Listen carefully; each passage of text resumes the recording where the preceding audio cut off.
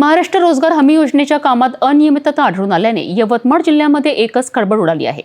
विधानमंडळ समितीचे प्रमुख सुनील अण्णा शेडके यांनी कळंब तालुक्यातील कामांची पाहणी केली असता अनेक गैरव्यवहार त्यांच्या समोर आले आहेत। या अनियमिततेमुळे संतप्त झालेल्या शेडके यांनी संबंधित कंत्राटदारावर आणि अधिकाऱ्यांची चांगलीच कान उघाडणी केली आहे। पाहूया या संबंधीचा सविस्तर वृत्तांत। महाराष्ट्र रोजगार हमी योजनेची कामं ग्रामीण भागात मजुरांना रोजगार देण्यासाठी सुरू करण्यात आली आहेत। मात्र याच कामांमध्ये मोठ्या प्रमाणात अनियमितता होत असल्याचं पुन्हा एकदा समोर आलं आहे। यवतमाळ जिल्ह्याचा दौरा करणाऱ्या रोजगार हमी योजनेच्या विधानमंडळ समितीला कळंब तालुक्यातील उमरी आणि गांधा गावांमध्ये झालेल्या कामांमध्ये गंभीर त्रुटी आढळल्यात। पांदन रस्त्यांची कामाची पाहणी करताना समितीचे प्रमुख सुनील अण्णा शेडके यांनी कामाचा दर्जा, वापरलेले साहित्य आणि मजुरांच्या नोंदणी तपासल्या। कामांमध्ये गैरव्यवहार झाल्याचं स्पष्ट होताच शेडके यांनी संबंधित कंत्राटदारांवर आपला संताप व्यक्त केलाय। त्यांनी गावकऱ्यांच्या तक्रारी ऐकून घेतल्या आणि गटविकास अधिकारी व ग्रामसेवकाला धारेवर धरलेत। त्यांनी तात्काळ दोघांचीही चौकशी करण्याचे आदेश दिलेत।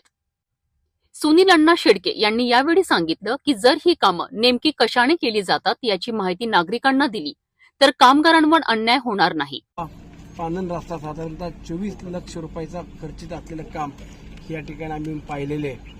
ग्रामसेवक किंवा इथले बीडीओ असतील, सर्व संबंधित अधिकारी आहेत, यांच्याकडे जॉब कार्ड धारकांवरती किती दिवसांनी या ठिकाणी येऊन काम केलेलं आहे, काम चांगलं झालं की नाही झालं याबाबत पाहणी केली। परंतु इथं आम्हाला स्थानिक शेतकऱ्यांनी किंवा राहणाऱ्या नागरिकांनी ज्या काही तक्रारी केल्या आहेत त्या अनुषंगाने इथल्या संबंधित अधिकाऱ्यांना माहिती विचारली असता 24 लाखापैकी साधारणतः 5-5.5 लाख रुपयाचंच काम अवघ्या या ठिकाणी झालेलं आहे।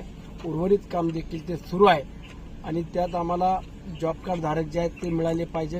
रोजगार किंवा कामगार जे आपण म्हणतो ते कामगार मिळाले तर ते काम आम्ही त्वरित पूर्ण करू अशा पद्धतीने आश्वासित केले आहे।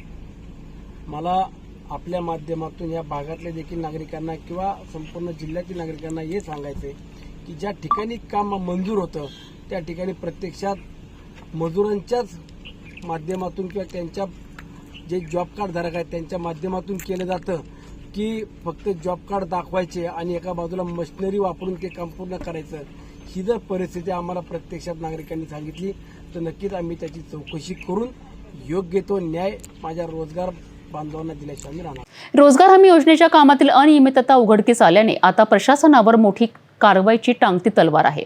समिती प्रमुखांनी दिलेल्या आदेशानुसार या गैरव्यवहारांची चौकशी कशी होते आणि दोषींवर काय कारवाई होते हे पाहणं महत्त्वाचं ठरेल।